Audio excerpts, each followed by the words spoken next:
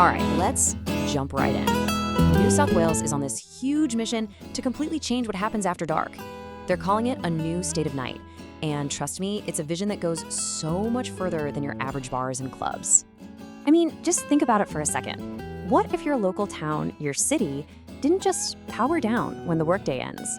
What if a whole new world of things to do and see opened up for everyone at all hours? That is the big, ambitious question at the heart of this whole thing. Okay, and this is really important. We're not just talking about nightlife.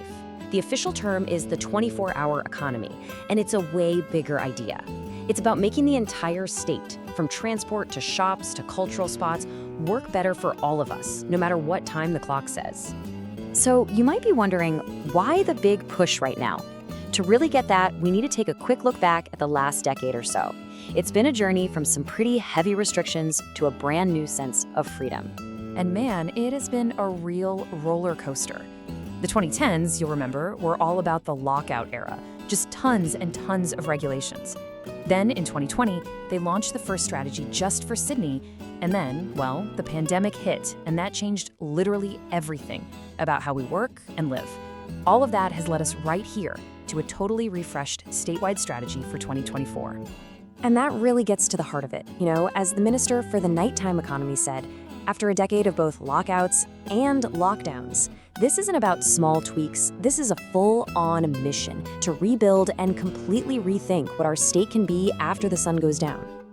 Now, here's where things get really interesting. There's a major shift in focus in this new plan. It puts a huge spotlight on this number, almost 900,000 people. These are our nighttime workers, and they are now, finally, front and center. And we're not just talking about bartenders. Think about the people who keep our state running 24/7. Nurses, police, truck drivers, cleaners. For way too long, they've finished a grueling shift to find everything shut, nowhere to get a good meal or run a simple errand. And that's not just an inconvenience. It affects their well-being. It makes it hard to keep staff in critical jobs. And that, in the end, impacts every single one of us. This strategy is designed to change that. So, how are they actually going to pull this off? The whole strategy is built on a really clear 5-part plan. Let's break down these pillars, because they're the blueprint for this whole new state of night. Okay, so here's the plan. Pillar 1 is all about the rules, basically cutting the red tape that holds things back. Pillar 2 is about creating vibrant local areas where people actually want to be. 3 is all about supporting those night workers we just talked about and our amazing cultural scene. 4 tackles safety and making sure everyone feels welcome and can get around easily. And finally, number 5, authentic storytelling, which is all about celebrating what makes each place unique. Let's take a closer look at that first pillar for a sec, rewriting the rules. We've all heard the stories, right? A legendary live music venue that's been around forever gets shut down because of a few noise complaints from new neighbors. Well, the new approach is all about finding a balance, one that protects our live music scene while also resolving issues in a way that's fair to everyone. Now, jumping over to Pillar 4, safety, we're seeing brilliant ideas like this Purple Flag program. Think of it like a gold star for a night out. It's this international accreditation that basically says, hey, this place isn't just fun, it's also safe, clean, and welcoming for everybody. Now, this is a huge one. One of the most significant new parts of the strategy is this powerful commitment to First Nations culture. This quote here from Terry Jonke and Company just nails it. It's about recognizing and celebrating the nation's original storytellers as a vital part of who we are today. And Pillar 5 is where this really comes to life. The goal is to actively empower First Nations artists and communities to tell their stories on their terms. This isn't just about adding a bit of culture here and there. It's about fundamentally enriching our public spaces and bringing stories back to places where those vital voices have been missing for far too long. And I really have to stress this. This whole vision is not just for the Sydney CBD. A huge, huge part of this refresh strategy is that its ambition stretches out to every single corner of the state. And you know what? The data shows this is already happening. After the pandemic, people want great options close to home. Just look at the boom in nighttime businesses in places like Blacktown and Canterbury Bankstown. This is Pillar 2, vibrant precincts happening organically.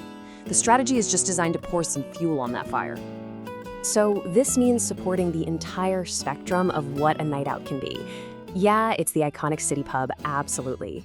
But it's also that bustling local food market or a cool suburban arts festival. It's about empowering communities to build their own unique experiences that really reflect their character. That's the secret sauce to creating those truly vibrant places. So where does all this lead? Well, the long-term vision is pretty massive. It's nothing less than making New South Wales a globally recognized leader, the benchmark for what a modern, inclusive, and dynamic 24-hour state can actually look like.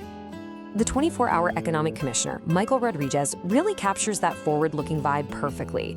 There's this genuine feeling of optimism here, and it's an invitation, a call to everyone, councils, businesses, communities, to be part of making it all happen.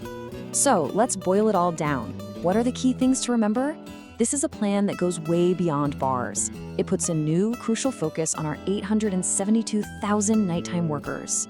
It's about empowering First Nations storytelling. It's about boosting vibrant local spots all across the state. And it's all built on smarter rules to let our culture and economy thrive. And that brings us right back to that final question, the one this whole strategy is really asking. It's a vision for the state, yeah, but it's going to be built by communities and experienced by each of us. So, what does a new state of night look like to you?